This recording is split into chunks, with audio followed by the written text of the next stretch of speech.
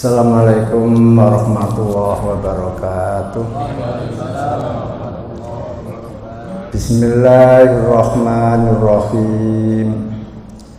Alhamdulillahi rabbil alamin. Wassalatu wassalamu ala nabiyyinal amin Muhammadin wa alihi wa sahbihi ajma'in, amma ba'du. Hadirin Bapak Ibu jamaah salat subuh rahimakumullah. Untuk menambah keberkahan pagi hari ini, mari kita mengkaji ulang firman Allah dalam surat Az-Zukhruf, surat yang ke-43 ayat 73. Allah Ta'ala menyatakan, a'udzu billahi minasy syaithanir rajim, wa tilkal jannatu, itulah surga, allati yang uristumu, diwariskan kalian, akan surga, bima sebab sesuatu, kuntum ada kalian, tak maluna beramal kalian. Allah Ta'ala membuat pernyataan, watil kal jannatul lati uristumuha bima kuntum tak malu. Surga diwariskan oleh Allah kepada kalian karena amal-amal kalian. Ini menunjukkan bahwa orang mukmin yang bisa masuk ke dalam surga itu seperti anak yang tidak usah ikut kerja. Anak hanya sekolah, main-main, setelah kuliah orang tuanya terus kerja, memeras keringat, membanting tulang, sambil menabung. Setelah berhasil membuat rumah seperti istana, setelah berhasil punya mobil mewah, setelah berhasil punya tabungan triliunan, lalu orang tua mati. Maka harta kekayaan orang tua milik siapa, Pak? Bukan. Milik anak, milik istri, milik bapak ibunya si mayit, Pak. Itulah keadilan Islam, Pak. Bapak ibunya si mayit dapat, Pak. Bapaknya 1/6, ibunya si mayit 1/6, istrinya si mayit 1/8. Loh, mengapa kok banyak orang tua itu daripada istri? Ya, karena istri nanti ada gono gini. Yang kedua, tiap tahun ada hadiah perkawinan 5 tahun, dikasih hadiah emas gelang 1 ton. Semua hadiah itu milik si istri, Pak. Kemudian sisanya untuk anak. Anaknya dapat asobah kalau punya anak laki-laki, kan begitu. Sehingga tetap semua keluarga dapat. Mengapa? Karena semuanya ikut terlibat. Itulah pembagian. Berarti orang tua tidak usah ikut kerja dapat bagian, istri hanya di rumah meramut anak dapat bagian, anak hanya main-main plus sekolah dan belajar hanya dapat bagian. Itulah umpama orang mukmin kalau berhasil masuk ke dalam surga, mirip seperti itu, Pak. Mengapa? Karena amal orang mukmin itu tidak sebanding dengan surga yang dijanjikan oleh Allah kepadanya. Terlalu mahallah surga itu, terlalu sedikitlah amal kita. Sebagai bandingan, ada sebuah hadis riwayat Imam Al-Hakim Hanya sebagian ulama mendoifkan, tapi kita pakai itu aja, artinya saja. Nabi Muhammad pernah cerita, zaman dulu di kalangan Bani Israel ada seorang laki-laki diberi umur 500 tahun. Dan umur 500 tahun itu dihabiskan hanya untuk ibadah. Salat. Dia tidak kerja, tidak nyambut gawe. Dia pun tidak berumah tangga, karena dia hidup seorang diri di sebuah pulau yang ada di tengah laut, sehingga tidak bisa kemana-mana. Karena hidup di suatu danau, di situ banyak pepohonan, banyak buah-buahan. Tanpa menanam pun buah-buahan banyak. Sehingga kalau lapar ambil buah-buahan itu, dimakan kenyang, sholat lagi.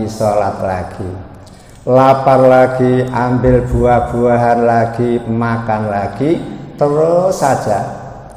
Setelah mendekati ajal, dia berdoa kepada Allah, mohon ketika dicabut rohnya dalam keadaan sujud. Ternyata pas genap 500 tahun umur dia sholat, sedang sujud, rohnya diambil, sehingga wafat dalam keadaan sujud. Persis seperti apa, Pak? Mbah Marijan ketika menjaga gunung berapi, disuruh turun tidak mau karena amanat raja, keluarganya harus menjaga itu. Akhirnya dia tetap bertahan di gunung, akhirnya mati dalam keadaan sujud. Hanya sayang wartawan menerangkan sujud menghadap ke utara itu, padahal itu mungkin karena geseran dari kiblat menjadi ke utara, geseran oleh gerakan gunung yang meletus itu. Lah setelah itu Nabi meneruskan ceritanya. Begitu hari kiamat datang, semua orang dikumpulkan di hadapan Allah, termasuk seorang laki-laki yang berumur 500 tahun yang habis hanya untuk ibadah. Ketika berada di hadapan Allah, Allah mengatakan, hei malaikat, masukkan dia ke dalam surga birahmati, karena rahmatku. Si pemuda penasaran, ya Allah, saya kan sudah beribadah kepada panjenengan 500 tahun. Mosok saya masuk surga saja gara-gara rahmat panjenengan, bukan karena amal ibadah saya. Allah no reken, gak ngereken. Akhirnya Allah ngomong, hei malaikat, masukkan dia ke dalam surga birahmati, karena rahmatku. Dia protes lagi sampai 3 kali, Pak. Akhirnya Allah mengatakan, wahai malaikat, coba terangkan kepada dia rahmatku, nikmatku yang aku berikan kepada dia ketika di dunia.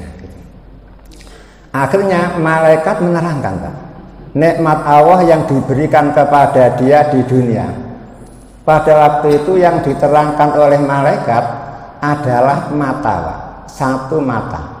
Lapisan pertama harganya sekian, lapisan kedua harganya sekian, sampai lapisan ke-10.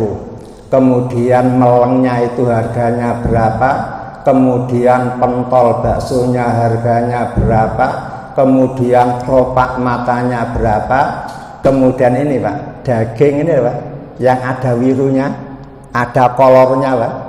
Kalau kolornya itu dol, Pak, tidak akan bisa membuka loh, Pak. Merem gini aja, Pak. Setelah itu ditunjukkan semuanya, Pak, ternyata nikmat Allah berupa satu kornea mata ini jauh lebih banyak dibanding ibadah dia. Lah gara-gara itulah maka nyata sekali orang mukmin akan masuk surga hanya karena rahmat Allah.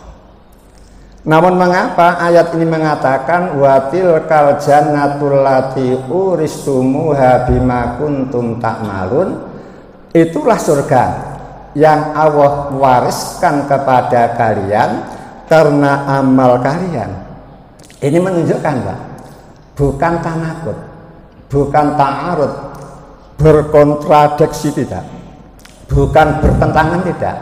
Namun solusinya adalah Allah akan memberi rahmat kepada panjenengan apabila ada umpan dari panjenengan. Apa umpannya? Amal. Jadi jenengan sholat, jenengan puasa, jenengan sedekah, jenengan melakukan apapun, ini sebagai umpan untuk mendatangkan rahmat Allah. Kalau jenengan suka mancing, pasti ada umpannya, Pak ya. Nah, umpan itulah yang yang menarik kepada ikan-ikan itu untuk menyantapnya. Maka Allah juga demikian. Ketika panjenengan beramal baik, beramal soleh, maka amal-amal soleh itulah yang menjadi umpan untuk datangnya rahmat Allah. Dengan demikian, dengan rahmat Allah Ta'ala kita akan diberi hadiah oleh Allah berupa surga. Lah karena surga itu, Pak, kata Nabi 100 lantai. Ma baina darajata ini kama baina sama wal ardi. Satu lantai dengan lantai kedua seperti bumi dan langit. Bayangkan, Pak, satu lantai dengan lantai kedua seperti bumi dengan langit. Itu langsung 100 tingkat, Pak, 100 lantai. Lah karena surga itu 100 lantai, maka untuk pembagian mana yang lantai bawah, mana yang lantai 2 dan seterusnya itu dilihat dari takmalun, amal panjenengan. Kalau amalnya sedikit, ya masuklah surga lantai bawah. Karena lantai bawah snacknya apa? Telo, ote-ote, bote. Maka jenengan jangan ngomong gak penting, sing penting mlebu swarga walaupun lantai 1. Bagaimana kalau snacknya seperti itu? Apa ada, Pak? Itu umpama. Yang jelas pembagian lantai-lantai itu diukur dengan amal panjenengan. Semakin banyak amal soleh yang panjenengan kumpulkan, berarti semakin banyak rahmat Allah yang diberikan kepada panjenengan, sehingga layaklah panjenengan berada di lantai-lantai atas, bahkan layaklah panjenengan berada di dekat Nabi Muhammad, sehingga bertetangga dengan Nabi Muhammad. Seperti apa? Siapa yang paling banyak bersolawat kepada Nabi, itulah yang paling dekat dengan Nabi besok pada hari kiamat. Berarti tetap harus dipancing dengan amal soleh. Kemudian amal soleh itu kalau ditinjau dari segi pahala, maka ada 2 macam. Pertama, amal soleh yang sekali kerja sekali pahala, tidak kerja tidak ada pahala. Seperti salat, sekali kerja pahalanya dapat sekali. Kadang-kadang 1 derajat karena apa? Sendirian di rumah. Kadang-kadang 25 derajat atau 27 derajat kalau dikerjakan di masjid berjamaah. Mengapa 25, mengapa 27? Iya, karena ada makmum itu, Pak, geremeng. Suwe nih. Ya dah. Kadang-kadang menunggu datangnya imam pun agak menyesal itu. Saya tergesa-gesa, ternyata imamnya belum datang. Lah itu hanya 25 lah itu. Namun kalau jenengan ikhlas, imamnya datang terlambat tidak masalah, imamnya membaca panjang-panjang alhamdulillah. Karena apa? Bacaan Al-Quran di waktu sholat itu kan pahalanya lebih besar Pak, dibanding dengan tilawah biasa kan, begitu. Namun tetap yang namanya imam wajib lihat di belakang. Di belakang ada yang sepuh, ada yang sakit, ada yang dzul hajah, punya hajah, ada yang anak-anak, sehingga tetap kosdan. Nabi Muhammad itu kalau jadi imam sederhana, tapi sederhananya Nabi Pak, yusabihu dan sabbaha, itu sederhananya Nabi. Namun kalau sendirian ngantem Baqarah, lanjut Ali Imran, lanjut An-Nisa, berarti berapa itu? 5 juz lebih 2 lemper lebih 4 baris itu. Berarti apa? Mutarosilan, membacanya pun perlahan-lahan, tidak tergesa-gesa. Itulah hebatnya Nabi Muhammad. Kemudian apalagi Pak, puasa ya sama. Puasa itu sekali dikerjakan, pahalanya sekali. Inilah namanya apa? Amal soleh, sekali kerja, sekali pahala. Hanya besar kecilnya itu kadang-kadang berkaitan dengan tempat. Sehingga sholat di Masjidil Haram 1 kali lebih baik daripada sholat di Masjid Raudhatul Jannah 100.000 kali. 100.000 Pak. Kalau dibagi setahun Pak, itu kan 274 tahun kurang sedikit. Pak. Berarti ketika Pak Haji Genteng sholat tahajud sekali saja di Masjidil Haram Pak, itu koyok-koyok Pak Haji dikasih tambahan umur awal Pak, 274 tahun. Yang tiap malam sholat tahajud di Raudhatul Jannah Pak, itu masih kalah, cukup banyak sekali. Makanya orang-orang Islam kalau tidak pernah sholat di sana ruginya luar biasa. Mosok kalah tukang bubur naik haji, tembel ban naik haji, jenengan harus lebih bisa kan begitu. Karena apa? Di samping kewajiban itu pun ada fadhail, kelebihan, keutamaan. Itu namanya apa? Karena tempat. Sama-sama subuhnya, namun sholat subuh di sana seperti itu nilainya. Kemudian Nabi Muhammad mengatakan sholat di masjidku ini, Masjid Nabawi yang ada di Mekah 1 kali nilainya lebih baik daripada sholat di Masjid Raudhatul Jannah 1000 kali. Kemudian Nabi meneruskan sholat di Masjidil Aqsa 1 kali pahalanya lebih baik daripada sholat di Masjid Raudhatul Jannah 500 kali. Adapun di masjid-masjid selain 3 itu nilainya sama. Sehingga panjenengan itikafan di Masjid Raudhatul Jannah sama dengan di Masjid Akbar Surabaya. Panjenengan itikafan di sini lebih baik sama aja dengan itikafan di Masjid An-Namirah Lamongan itu. Yang terkenal ya, kalau itikafan itu rata-rata 4.000 orang. Mulai jam 1 sampai jam 3 sholat malam berjamaah, selesai itu sahur bersama-sama. Tenda besar yang satu untuk laki-laki, tenda besar yang satu lagi untuk perempuan. Makan bareng-bareng walaupun hanya soto, walaupun hanya rawon, namun nikmatnya luar biasa karena 4.000 orang kumpul makan pagi bareng-bareng. Begitu Pak.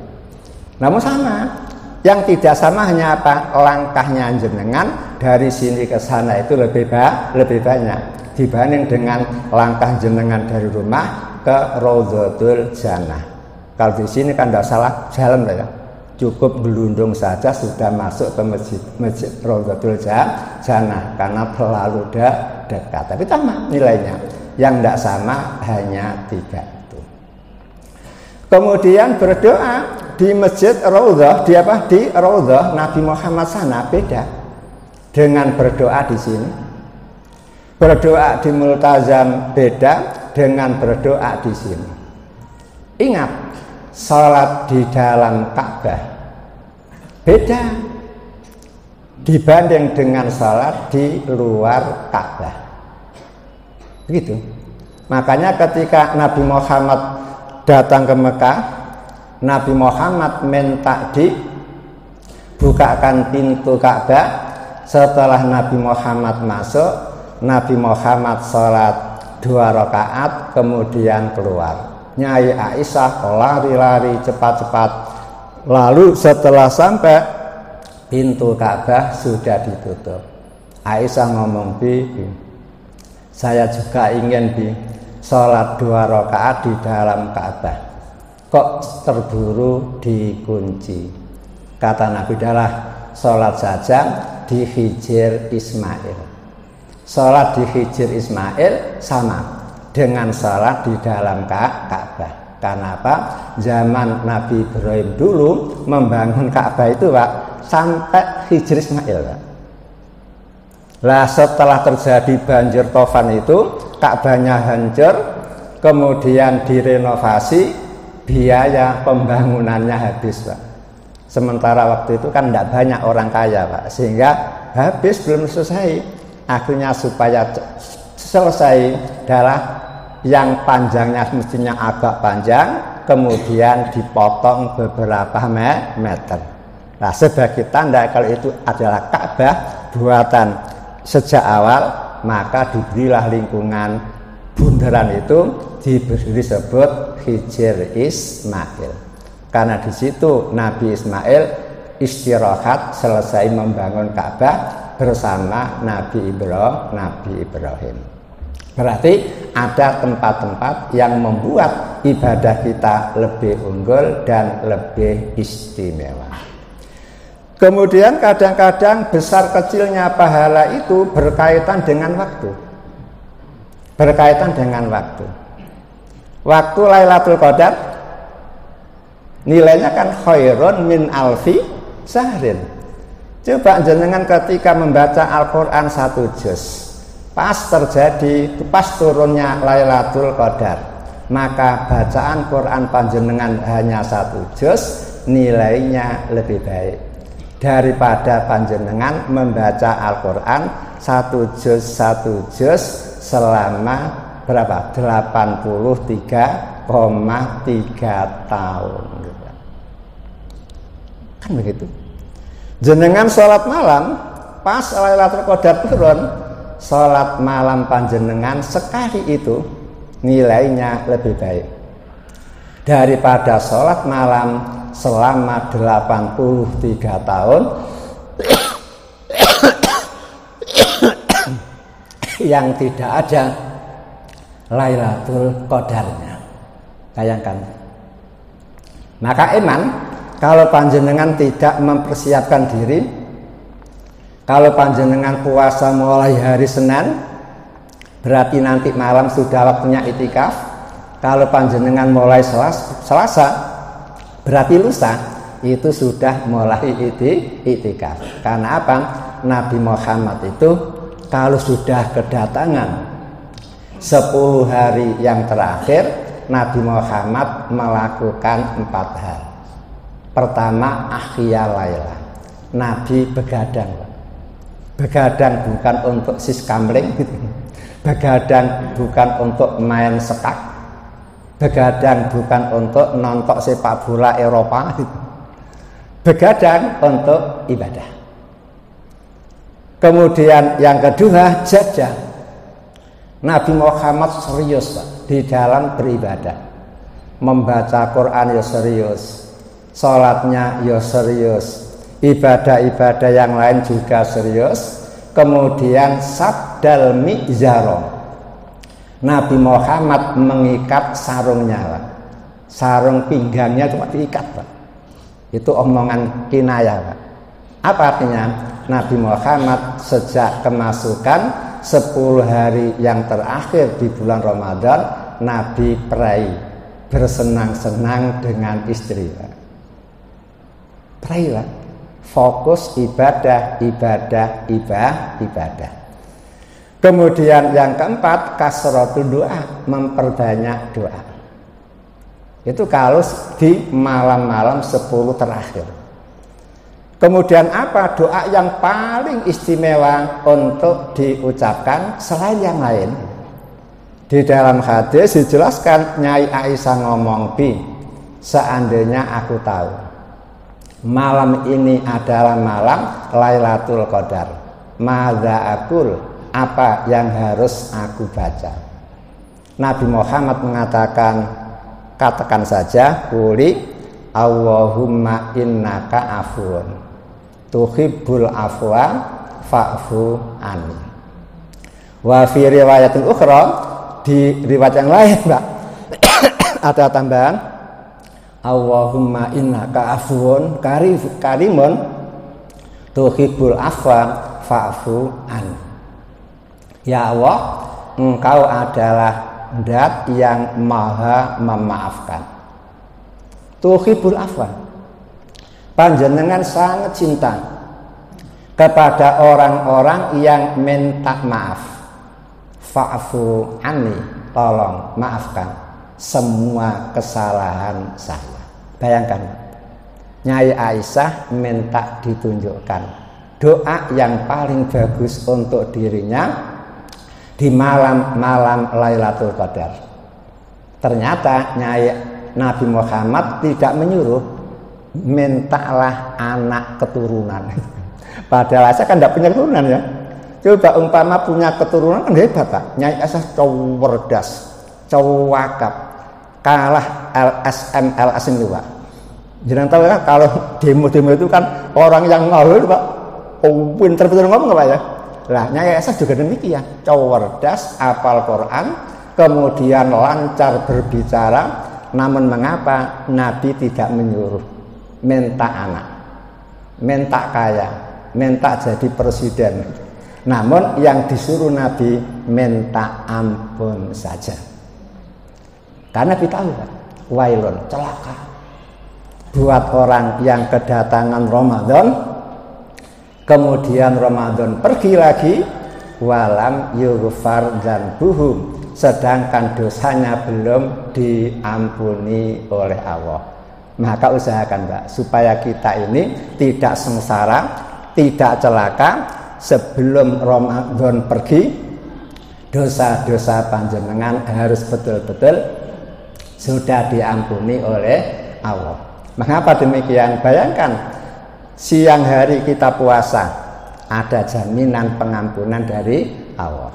Malam hari kita tarawih, ada jaminan pengampunan dari Allah. Lailatul Qadar datang, jenengan malam hari begadang, juga ada jaminan ampunan dari Allah, kan? Siang malam ada jaminan pengampunan. Kok ada orang kedatangan bulan Ramadan, Ramadan pergi lagi, dosa belum diampuni, berarti apa? Siang hari tidak poso, malam hari tidak tarawih. Lailatul Qadaran malah nongkrong di mal-mal, lihat orang-orang belanja yang begitu banyak. Mana mungkin dosa-dosa dia akan diampuni oleh Allah Ta'ala. Inilah yang menyebabkan ibadah kita berlipat ganda nilai pahalanya gara-gara waktu, yaitu waktu Lailatul Qadar. Kemudian ada lagi, Pak, Yaumul Arafah. Pada hari Arafah, itu hari yang istimewa karena Allah turun di langit yang paling bawah untuk mendengar rintihan hambanya, untuk mengampuni hamba yang minta ampun, untuk melindungi hamba yang minta perlindungan. Maka manfaatkan 9 Dzulhijjah untuk memperbanyak amal ibadah, memperbanyak doa kepada Allah Ta'ala. Wabil khusus puasa sunnah untuk jenengan yang tidak haji, 1 hari puasa Arafah tidak hanya dapat pahala saja Pak, namun ada bonus dosa-dosa panjenengan selama 2 tahun diampuni oleh Allah. Itu kan bonus yang luar biasa. Mungkin jangan ngomong, Pak, ingin hati Pak, poso, namun tidak kuat Pak, ya gampang. Banyak dokter tanyakan, setelah makan sahur 1 piring, telur 4 butir, susu 2 gelas, setelah itu minum Promax. Insya Allah kuat. Ini memang ada Pak, orang yang fisiknya lemah Pak, sehingga tidak tahan lapar, namun tetap bisa diikhtiari. Eman-eman hanya 1 hari, namun bonusnya seperti itu hebatnya. Itu kan hari Pak. Kemudian termasuk pula hari-hari istimewa adalah 10 hari di awal Dzulhijjah Pak. Sehingga Nabi Muhammad mengatakan, tidak ada amal, tidak ada hari di mana amal soleh paling aku cintai melebihi di hari-hari 10 di awal bulan Dzulhijjah. Mulai dari tanggal 1 sampai tanggal 10 waktu haji, waktu apa? Lebaran itu. Itu paling istimewa. Sehingga betul-betul dicintai. Kemudian ada sahabat tanya, Bi, bagaimana dengan pahala orang yang ikut jihad, berperang di dalam agama Allah? Apa kalah Bi? Kata Nabi, kalah. Orang ikut perang pun kalah pahalanya dibanding dengan apa? Amal-amal soleh di 10 hari di bulan Dzulhijjah. Kecuali mujahid ikut perang dengan membawa harta kekayaannya. Setelah berada di medan laga, rohnya hilang, harta kekayaannya hilang karena dirampas oleh apa? Orang kafir, maka itulah yang lebih hebat, bisa menandingi orang beramal soleh di bulan di 10 hari di bulan Dzulhijjah. Kemudian termasuk lagi hari waktu-waktu yang istimewa adalah sulusul lail al-akhir, kulayaumin, tiap malam, sepertiga malam yang terakhir itu ada kesempatan Pak untuk panjenengan untuk berbuat baik, karena berbuat baik pada jam-jam itu sangat amat dicintai oleh Allah. Makanya fastabiqul khairat. Kemudian berkaitan pula Pak dengan jenisnya Pak. Jadi pahala amal itu ada yang besar, ada yang kecil. Di samping karena tempat, karena waktu, juga karena jenis. Sama-sama sholat sunnah, namun tahajud lebih istimewa. Sama-sama sholat sunnah, sholat syuruk lebih hebat. Sehingga orang-orang Islam yang miskin atau kaya namun fisik tidak mampu melakukan haji, tidak mampu melakukan umroh, cukup syuruk saja. Karena sholat 2 rakaat syuruk itu pahalanya seperti haji sempurna, seperti umroh sempurna. Dan gara-gara ini bocor Pak, maka orang kaya pun pahalanya malah berlipat Pak. Bisa haji, bisa umroh, dan juga bisa syuruk. Itu berarti kan borong swarga itu. Maka berbahagialah panjenengan diberi rezeki oleh Allah melimpah ruah, sehingga dapat meraih pahala yang begitu besarnya.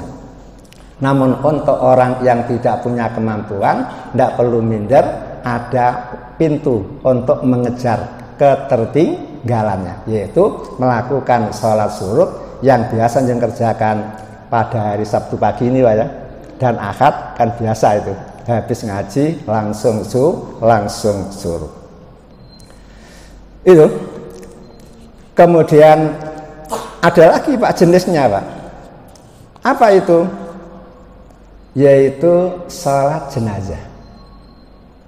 Coba kalau jenengan berada di Mekah, berada di Madinah Pak, sholatnya sudah dapat pahala seperti itu, dan di sana itu rutin, selesai sholat maghrib ada sholat jenazah, selesai sholat isya ada sholat jenazah, ada selesai sholat apapun ada sholat jenazah, jenengan pun ikut. Padahal apa kata Nabi? Siapa yang mengikuti sholat jenazah kemudian pulang, dia membawa pahala kirotun, 1 kirot. Namun siapa mengikuti sholat jenazah kemudian ikut mengantarkan jenazah sampai di pekuburan, kemudian dia setelah mayat dikubur selesai baru pulang, maka dia memperoleh kirotoni, 2 kirat. Tahu kirat Pak? Kirat itu mislu Uhudin, seperti bukit Uhud. Kalau panjenengan umroh mesti diajak ngelancar ke bukit Uhud. Kalau panjenengan haji pasti diajak ngelancar ke bukit Uhud. Bukit Uhud itu tidak kecil Pak. Lebarnya itu 3 kilo, panjangnya 7 kilo, ketinggiannya Pak kurang dari 400 meter Pak. Coba ditimbang berapa itu? Sebesar itu Pak, sholat jenazah itu. Lagi itu katakan jenengan apa? Malas. Alasannya apa? Belum wudhu Pak. Belum wudhu. Padahal harus disiapin. Dengar tetangga muslim wafat, cepat-cepat telah wudhu, kemudian ke situ. Nanti bisa mensolati. Kalau jenengan keburu waktu mau dinas kan bisa, hanya sholat saja, berarti sudah dapat bonus berapa? 1 kirot pahala dan seterusnya. Kemudian yang keempat Pak, terkait pula dengan niat saya. Kalau jenengan melakukan ibadah niatnya kholisan min qalbik, tulus hati Pak, maka semakin tulus di dalam panjenengan melaksanakan ibadah, pahalanya semakin sempurna. Namun kalau di samping lillahi ta'ala ada tujuan-tujuan lain, tak jamaah ke sana, nanti sekalian ketemu teman AB, kemudian akan mengantarkan undangan, dan namanya apa? Ada tujuan yang lain. Makanya kalau bisa Pak, datang ke masjid baik untuk jamaah maupun untuk ngaji 100% aja lah diniati Pak dari rumah. Adapun jenengan membawa undangan itu ceperan saja, bukan masuk dalam niat itu. Barangkali ketemu, bukan begitu. Ada nilai pahalanya sempurna. Sehingga Nabi kan pernah ngomong, ada orang sholat itu pahalanya hanya 1/10, 1/8, 1/6, separuh, kan begitu. Semuanya itu bergantung dengan niat. Makanya tolong melakukan ibadah apapun diniati dengan sempurna. Itulah amalan-amalan yang sekali kerja, sekali pahala. Kemudian model yang kedua Pak, al-a'malu al-jariyah, amal-amal yang pahalanya mengalir. Artinya apa? Sekali kerja, pahalanya mengalir terus, tidak pernah berhenti. Lah inilah yang harus disiapkan. Mengapa? Umur kita ini terbatas Pak. Baina sidin wa sabiin, kata Nabi, umur umatku hanya antara 60 dan 70. Wa qalilun man jawazahunna, sedikit umatku yang umurnya lebih dari 70. Coba di zaman sini yang umurnya lebih 17 sedikit Pak ya. Ada kan? Tapi sedikit. Rata-rata sudah almarhum, rata-rata sudah almarhumah. Maka supaya panjenengan walaupun umur sedikit hanya antara 60-70, namun nilai pahalanya seperti orang yang berumur ribuan tahun, bahkan ratusan tahun, maka perlu mencari amalan-amalan yang sekali kerja pahalanya berketerusan. Di dalam hadis yang umum, Pak, panjenengan apal kan? Idza mata benu adama in qata'a amalu. Bila manusia meninggal dunia, maka terputuslah amalnya. Artinya apa? Sudah tidak bisa sholat lagi. Berarti tidak bisa menambah pahala sholat. Tidak bisa mendengarkan pengajian lagi. Berarti tidak bisa menambah pahala pengajian. Itu kecuali tiga. Nah, sekarang ada hadis riwayat Imam Tirmidzi, Pak, yang penjelasannya lebih rinci. Nabi Muhammad mengatakan, yang diriwayatkan oleh Imam Tirmidzi dari sahabat Anas, Nabi Muhammad mengatakan sab'un tajri lil abdi ajruhunna. Ada 7 orang yang pahalanya mengalir wa huwa fi qabrihi, padahal dia sudah ada di alam kubur, di alam barzakh. Ba'da mautihi, padahal dia sudah wafat. Sudah wafat dan sudah berkalang tanah, pindah alam ke alam barzakh, namun pahalanya terus menerus mengalir. Itu ada 7 orang. Siapa itu? Pertama, man 'allama ilman, orang yang mengajarkan ilmu yang bermanfaat. Sehingga kalau panjenengan punya ilmu yang tidak bermanfaat, jangan diajarkan, Pak. Contoh, ilmu mencuri pulsa. Walaupun panjenengan tahu rahasianya, Pak, ya. Lebih-lebih apa? Jenengan pegawai PLN kan tahu, Pak, rahasia itu, ya. Tapi jangan sampai diajarkan. Cukup sekedar ilmu, tahu, ya. Tapi tidak diamalkan. Seperti ilmu sihir, ini kan bahaya semua itu. Membuat orang sakit terus sehingga menjadi rawat-rawatan. Yang disihir ya menderita, keluarganya juga menderita, yang nyihir guyu itu kan bahayanya luar biasa. Nah, itu jangan sampai diajarkan. Yang harus jenengan ajarkan adalah ilmu yang bermanfaat. Ilmu dikatakan bermanfaat, Pak, apabila ilmu itu bisa membantu agama Allah. Seperti penemuan ini, Pak. Ini manfaat, Pak. Betulnya apa? Mubarak kalau ngaji pakai ini, Pak, tidak perlu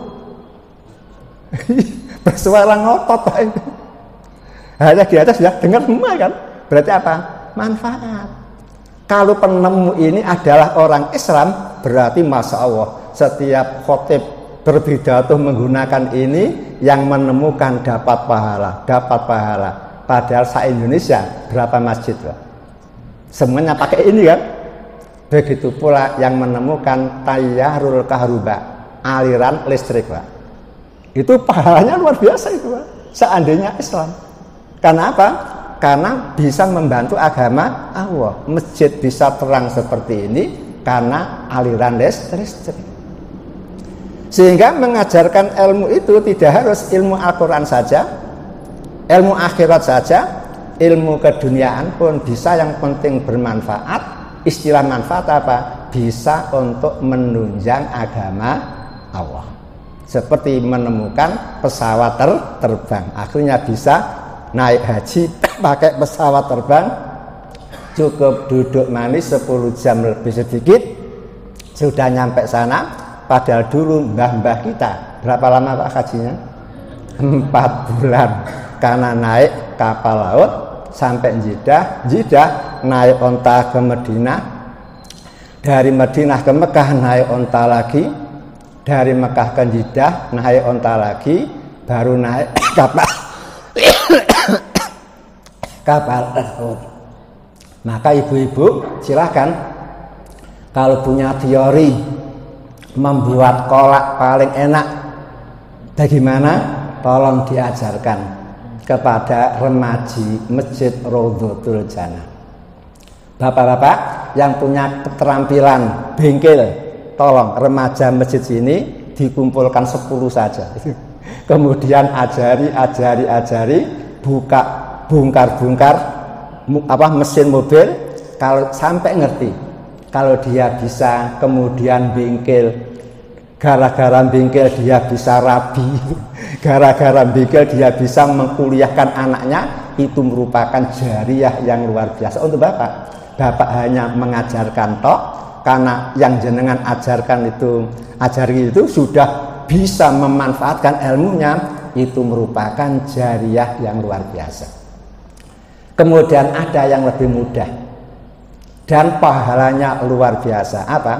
Tolong ibu-ibu, bapak-bapak, kalau punya anak kecil, ajari Fatihah dulu sebelum di TPA-kan. Paham ya?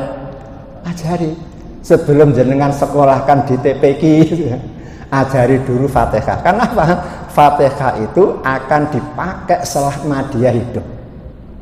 Coba, berapa pahala orang yang mengajarkan jenengan tata cara salat ketika kecil? Nah, gara-gara dia jenengan hafal doa salat, ternyata hingga sekarang panjenengan gunakan. Sak piro Pak ganjarane guru panjenengan itu. Kan begitu Pak. Maka jenengan harus punya kenang-kenangan kepada anak, kepada cucu, surat Fatihah lah. Apalah itu. Syukur-syukur bisa apa? Mengajari semua doa salat. Setelah itu baru disekolahkan. Nah, kan begitu kan? Sehingga mengembangkan ilmunya. Tapi tetap salatnya dari panjenengan. Setiap anak salat, anak dapat pahala. Jenengan yang mengajari dapat pahala. Sampai kita sudah wafat berkalang tanah, selama anak salat, kita tetap dapat tambahan pahala. Begitu. Jenengan tahu Pak Habibie? Tahu ya? Dia itu tiap kuliah Pak selalu dapat beasiswa Pak, karena pintar. Namun selalu dicegah oleh ibunya, jangan diambil. Berikan saja kepada yang lebih membutuhkan. Apa rahasianya Pak? Tidak mau menerima beasiswa itu, supaya kalau Pak Habibie pintar, kemudian diamalkan, ibunya dapat pahala sempurna. Nah, kalau dibiayai pemerintah, yang dapat pahala sapa? Begitu kan? Ini Pak, pemikiran yang cemerlang begitu aja, supaya sempurna itu. Begitu pula mengapa banyak orang-orang yang memilih sekolah yang mahal-mahal? Karena apa? Membiayai anak sekolah itu kan sedekah, pahala. Semakin tinggi biayanya semakin. Jangan sampai gara-gara sekolahnya mahal, dah jangan di situ, bukan di negeri saja. Padahal di negeri agamanya kecil, gurunya macam-macam. Ada yang Islam, ada yang itu kan, ada yang begitulah pokoknya macam-macam. Akhirnya anak kadang-kadang terpengaruh, maka bayar titik-titik tidak masalah. Itu kan sedekah untuk panjenengan, itu kan pahala untuk panjenengan. Kan begitu, itu cara berpikir agar anak tetap memperoleh pendidikan agama yang bagus. Dan itu yang menyebabkan jariah buat panjenengan. Itu namanya apa? Membekali ilmu yang bermanfaat. Kemudian yang kedua, aukaronahron, orang yang menggali sungai, ngeruk sungai. Orang yang mengeruk sungai untuk dialirkan ke kampung-kampung agar sawah-sawah bisa terairi, kebun-kebun bisa terairi, baru mengeruk saja sudah ada nilai pahala. Bila berhasil sampai semua air itu mengalir di daerah-daerah yang tadinya tidak ada air, maka berapa Pak orang yang memanfaatkan sungai itu? Semakin banyak yang memanfaatkan sungai itu, semakin banyak pahala orang yang menggali sungai tersebut. Dan ini untuk banyak Pak. 1 hektar sawah kalau ngebor sendiri berapa Pak biayanya? Gara-gara panjenengan yang punya inisiatif membuat selokan lalu dialirkan ke sana kemari, sehingga banyak orang tanpa harus mengebur sendiri, sawahnya, kebunnya sudah terairi. Itu kan pahala yang luar biasa. Dan itu tidak hanya setahun 2 tahun, tidak hanya puluhan tahun, bahkan sampai ribuan tahun. Belanda dengan memagari Kali Berantas itu berapa itu? Sudah lama kan?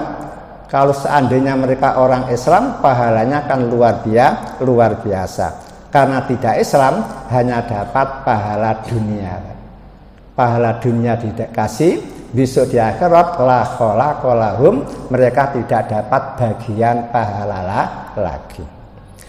Kemudian nomor berikutnya Pak, au hafara bi'ran, atau menggali sumur. Kalau dulu sumur sangat manfaat, karena jarang ada orang yang punya sumur. Maka orang yang menggali sumur baru menggali saja sudah ada nilai pahala. Dana yang digunakan untuk menggali juga ada nilai pahala. Bila berhasil sumurnya itu bisa mengeluarkan air, maka setiap orang mengambil air dari situ ada nilai pahala. Makanya yang paling diuntungkan sedunia Pak, adalah Nyai Hajar. Gara-gara Nyai Hajar di Mekah ada sumur Zam-Zam. Gara-gara Zam-Zam orang PP Legi pun selalu minum air Zam-Zam. Karena pulang dari umroh dapat jatah 5 liter, belum mengambil sendiri. Halalan toyibah. Kan begitu. Kalau tidak ada, tidak umroh, bisa beli di toko-toko, disasak juga banyak. Walaupun 1 liter 150 ya, mahal. Tapi kan jangan dilihat mahalnya, tapi dilihat apa? Khasiatnya, dilihat apanya lagi. Nabi pun suka minum Zam-Zam.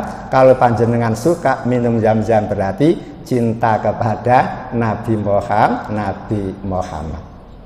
Coba kira-kira pahala Nyai Hajar berapa Pak? 1 musim haji 3 juta orang kumpul minum. Bahkan ada yang mandi dengan air Zam-Zam di sana Pak. Pulang membawa Zam-Zam. Berarti luar biasa nilai pahalanya. Kemudian yang keempat, au warasa nakhlan, orang yang menanam tanaman yang berbuah. Itu pun merupakan amal jariyah. Baru nanam sudah ada nilai pahala. Kemudian yang ditanam berhasil sampai berbuah, maka buah itu bila diambil oleh istrinya yang menanam dapat pahala seperti bersedekah. Ketika diambil oleh cucunya juga dapat pahala seperti bersedekah, sampai ketika didahului maling itu pun tetap dapat pahala seperti sedekah.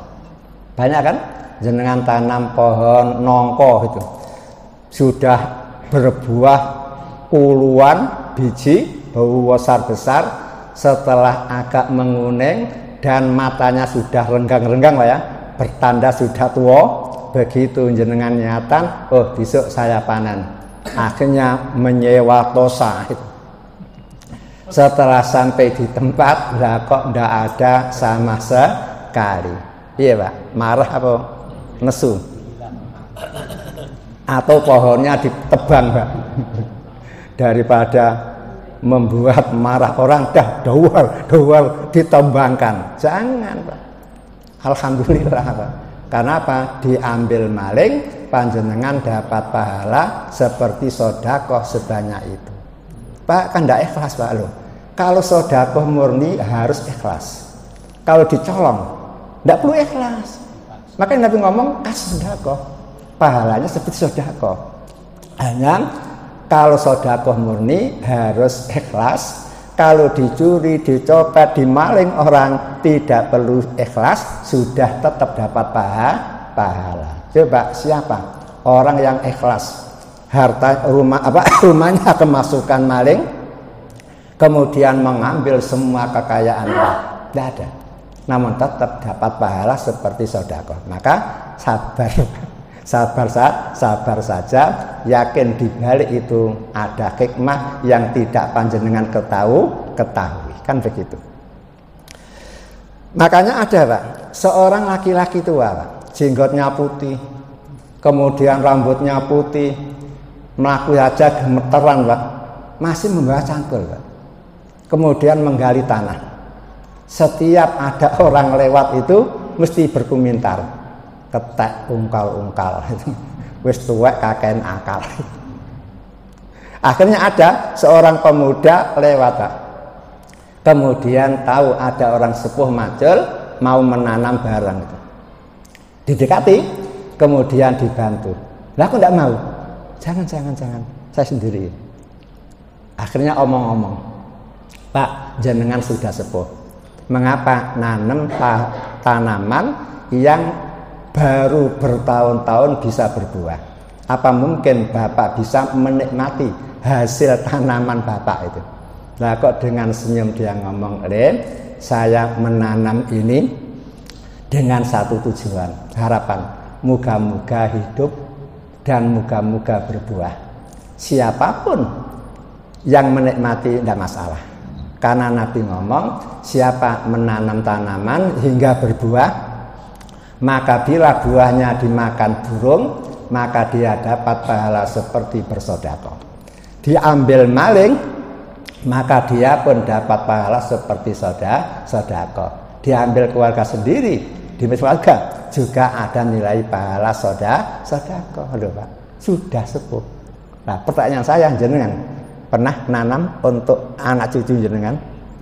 Pernah Pak? Ya belum, karena menanam Pak, tidak punya tanah Pak ya. Kalau investasi kan banyak. Nah, investasi itu termasuk apa? Tanaman Pak. Jadi jenengan yang sekarang punya punya kamar-kamar disewakan itu sampai 20 kamar itu kan termasuk investasi untuk anak cucu, dan itu pun ada nilai pahala gitu. Sehingga dinikmati oleh anak. Makanya panjenengan harus betul-betul jangan pasrah, sudah tua ngapain gitu-gituan, jangan. Tanam. Lebih-lebih panjenengan punya lahan kosong, tanami Pak, jati emas atau singon, itu kan cukup 15 tahun satu batang 8 juta Pak. Kalau bagus kan lurus itu. Nah kalau jarang tanam 100 batang berapa itu? Kan kali 8 juta. Itu anak-anak. Walaupun jenengan yang harus berkeringat dan harus mengeluarkan dana, namun jenengan bisa memberi manfaat kepada anak, dan itu ada nilai-nilai pahala. Kemudian yang berikutnya, aubana masjidan, atau orang yang membangun masjid, musola, dan tempat-tempat sosial yang lain, termasuk pesantren, itu termasuk pahalanya mengalir.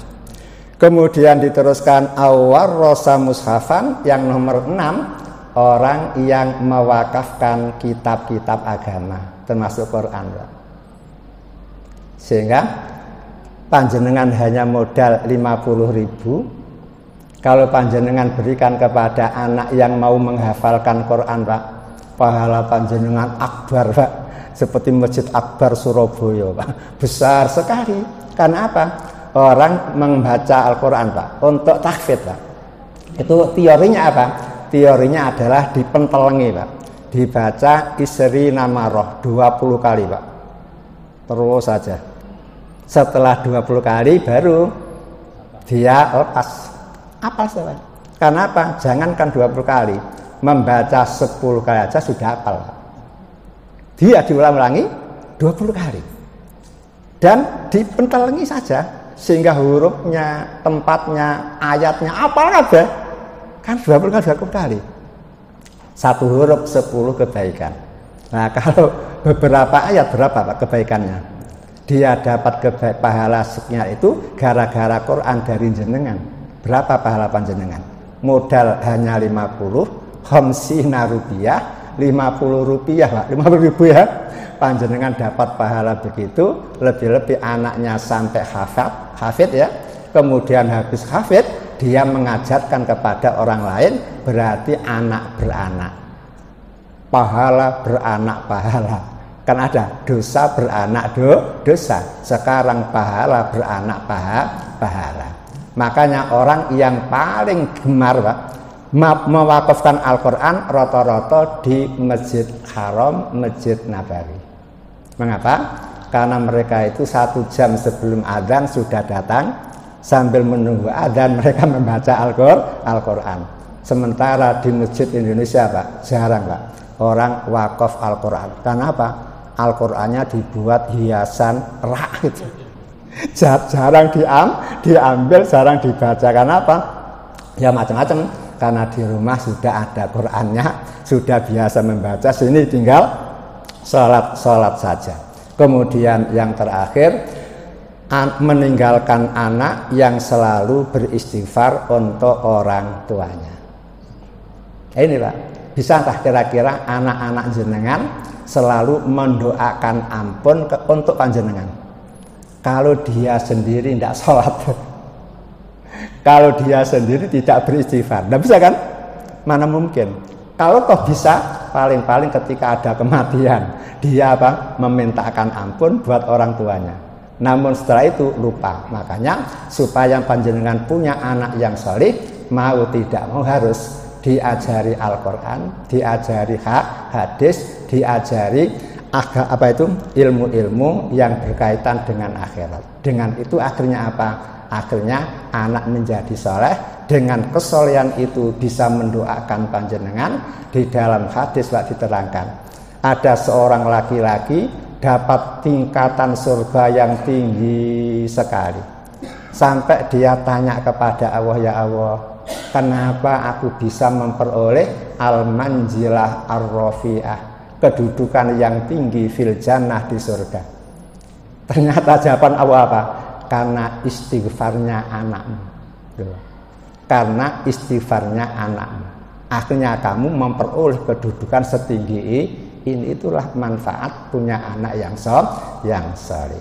Hadirin yang berbahagia, orang cerdas maka akan beribadah dengan cerdas, yaitu milih yang unggul nilai pahalanya, baik yang sekali kerja sekali pahala, atau yang sekali kerja pahalanya berketerusan. Sekian, mari kita akhiri dengan doa kafaratul majelis. Subhanakallahumma wa bihamdika asyhadu an la ilaha illa anta astaghfiruka wa atubu ilaik. Walhamdulillahi rabbil alamin. Wal afu minkum. Assalamualaikum warahmatullahi wabarakatuh.